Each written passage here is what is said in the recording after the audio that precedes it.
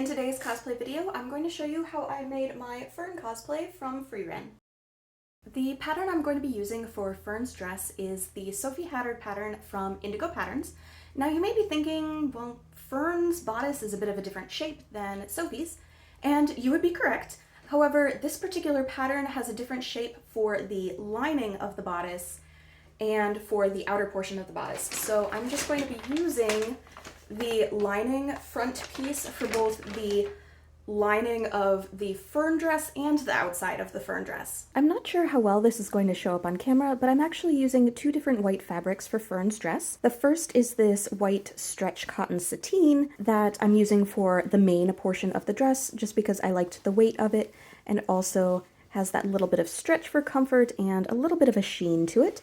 And then this is just some plain white cotton that I'm going to be using for the bodice lining. Fern's bodice is a bit shorter than Sophie's, so I trimmed off some of the bottom of both the front and back bodice patterns, and also made sure to label them in case I need to use them in the future. To make it easier on myself, I'm going to add all of the details to the front of the bodice while it's still flat before I sew any of the darts or anything else. For the fake button placket at the front of the bodice, I cut a strip of the same white fabric that is slightly longer than the length of the front. Fold the edges of the strip inward so that they touch and press it flat. Sew the false placket to the front of the bodice. In the illustrations, Fern has 3 lines on either side of the placket, and they're probably supposed to be pin tucks. However, I have this giant thing of lace that I've been holding on to for ages, and I think I'm going to use 3 strips of lace on either side of the placket for a little bit more texture and to use up some materials I already have. Here's what it looks like with the 3 rows of lace added. In case you're curious about the purple marks, they're just from a disappearing ink pen, and they'll disappear eventually. Sew the darts onto either side of the bodice. I may have made a mistake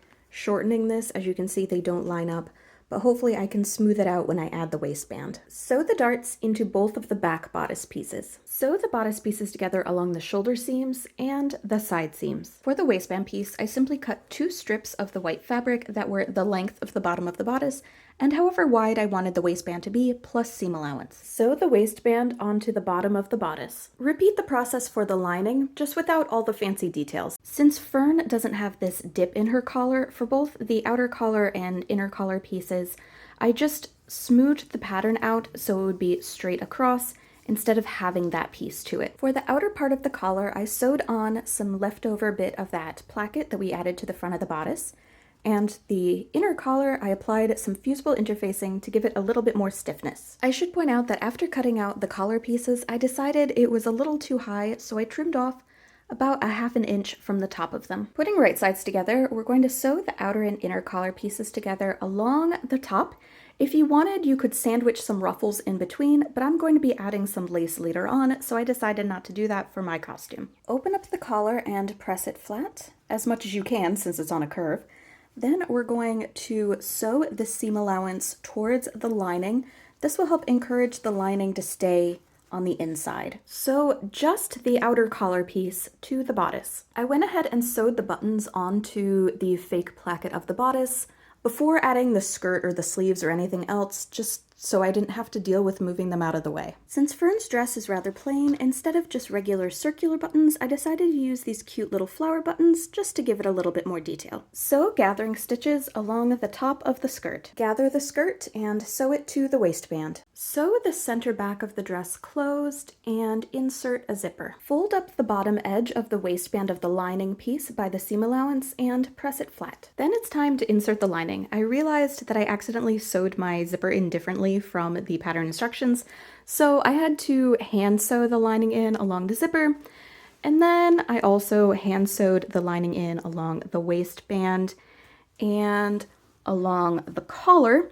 And since I'm not lining the sleeves, I just went ahead and sewed the lining and the outer portion of the bodice together at the armholes using my serger, because at this point I was tired of hand sewing. Cut out the sleeve pieces and then serge along the edges to help keep them from fraying. I sewed gathering stitches along the bottom edge of the sleeves. Fold the sleeve in half and sew it together along the side. Cut out 2 of the cuffs, then fold them in half and sew them together along the side. I decided not to interface mine because I wanted them to be a little stretchy, but you could interface yours beforehand. Turn the cuffs right side out, and on one of the edges, we're going to fold the seam allowance inward and press it down.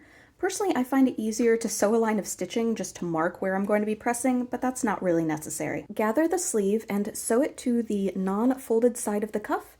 Then we're going to fold the cuff upward and hand sew it into place. Sew gathering stitches between the notches on each of the sleeves. Gather the sleeves and sew them to the bodice. I finished off the bottom edge of the skirt using a rolled hem. For the final details on Fern's dress, I hand sewed on some lace to the top of the neckline and also a hook and eye just to help keep it closed. And now we have a finished Fern dress.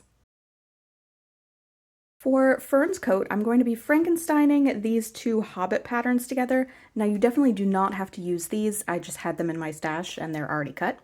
So I'm going to be taking this under jacket thing, but it doesn't have a hood. So I'm going to take the hood from this cape and put it onto that.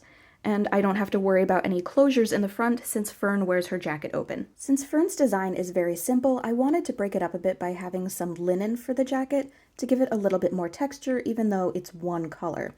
And the problem was that my linen was still a little too thin, so for all of the pieces, I cut them out of black cotton and flatlined that to the linen so I would have a thicker piece. Sew the coat front and side front pieces together. Then sew the front and back pieces together along the shoulder seams and along the side seams. Sew the facing pieces to the center front. Then we're going to stitch the seam allowance towards the facing. For the hood, instead of flatlining the black pieces, I just cut 2 of them out of the black linen for the outside, and then 2 out of some off-white linen for the inside lining of the hood. Pair up the matching colors and sew them together along the curved sides. Putting right sides together, we're going to sew the hood and hood lining pieces together along what will become the opening of the hood. Press the seam allowance towards the lining. Sew the seam allowance towards the lining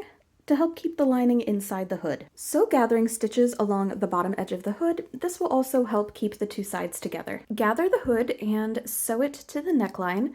Then we're going to take our facing piece and putting right sides together, we're going to flip it over the hood and sew it into place. Since my facing pieces don't go all the way along the hood, I sewed on a little bit of bias tape, and this is going to help cover up this raw edge, just so we'll have a nice clean finish. I trimmed away the excess from the seam allowance along the neckline, just because it was adding a lot of bulk. While not my prettiest work, I then sewed a line of stitching along the collar to keep everything into place. Fold the sleeve pieces in half and sew them together along the side. Finish off the bottom edge of the sleeve using a rolled hem. Sew the sleeves onto the coat. Fern's coat was a bit too long, so I trimmed off about 2.5 inches from the bottom hem. I then serged the new raw edge, folded it upward, and sewed it as just a basic hem. And now we have a finished Fern coat.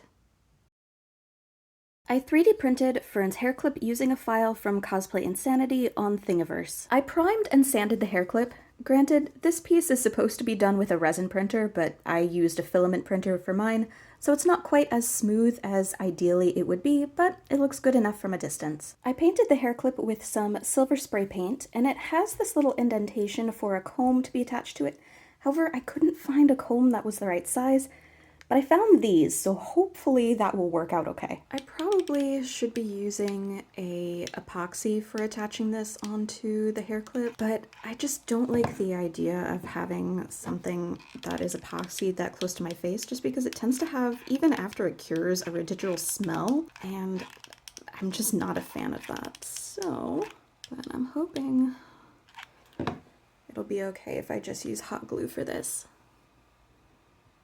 The hot glue worked, so now we have a finished hair clip. For the wig, I'm using the Fern wig from Wig Supplier.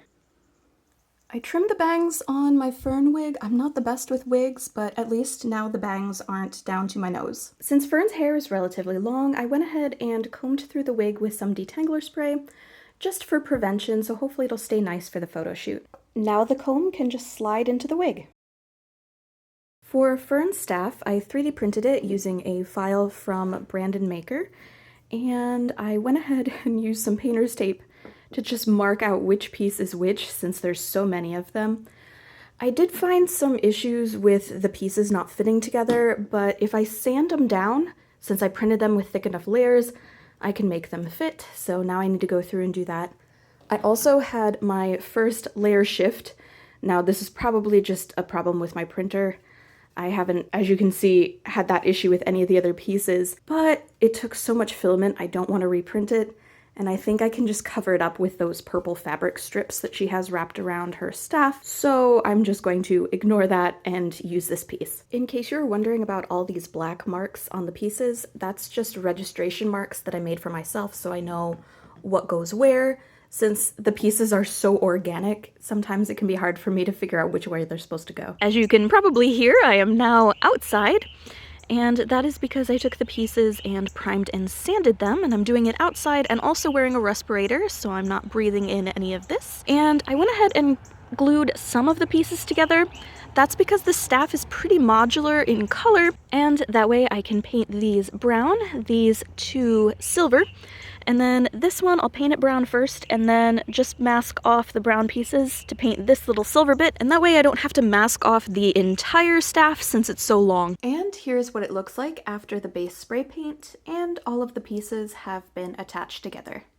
For the wrappings on Fern Staff, I've seen a lot of cosplayers use purple ribbon. However, I don't have any purple ribbon, but what I do have is some white cotton twill tape and some purple dye. So I've got my bucket, I've got my tape, have the dye, some salt, a stirring stick, and gloves so I don't get dye all over my hands, and a stainless steel sink to pour this into so I don't stain the sink. Since the ties are getting all tangled together, it's probably not going to be a very even dye job. It's probably going to be a little tie-dyed, but hopefully that'll give it a nice weathered effect.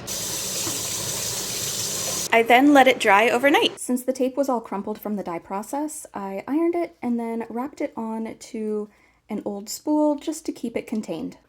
To attach the purple ribbon to the staff, I'm simply using hot glue and carefully wrapping it around.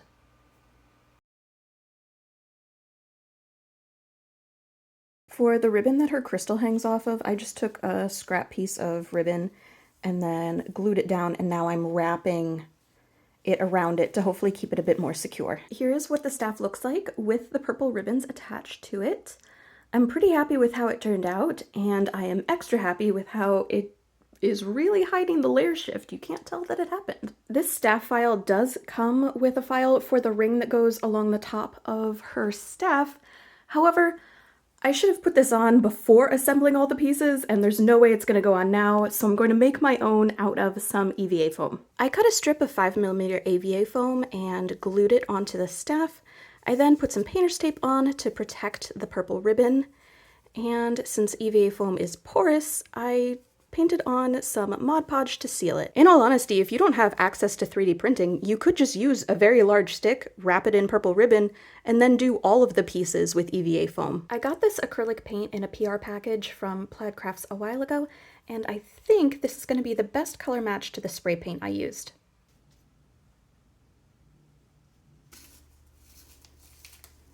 The staff file also included a file for her gem, and it has this hole at the top, so I went ahead and threaded some wire through it so I can hang it while I paint it. While my camera doesn't want to focus, you can see how the wire makes it really useful for sanding and priming. After the primer dried, I then painted it using some red spray paint. I attached a jump ring to the end of the gem and then sewed it onto the staff. To finish off the staff, I used some darker color acrylics just to add a little bit more weathering and dimension. And with that, Fern is now complete. And now for the reveal. Overall, I'm really pleased with how this costume turned out. My favorite part is definitely the staff. I really like all of the details on it, and I'm still getting used to 3D printing for cosplay, but overall, I think it turned out pretty well. The least favorite part of the costume is definitely the jacket. I don't like the pattern that I used for it at all. When I was wearing it, it just didn't really fit the way I hoped it would, and while I like the fabric choice on it, it ended up being pretty pretty heavy, so I would probably, if I was to ever make this costume again, use a different pattern for that particular part of the costume. The dress I really like. I definitely like the pattern I used for that. I felt like it fit really well, and I liked that while it wasn't canon to the design, I did like the decision to use the lace on it. I think it added a little bit extra to a rather plain character design. I hope you enjoyed this video, and I hope it's helpful if you decide to make your own Fern cosplay. Thank you so much for watching!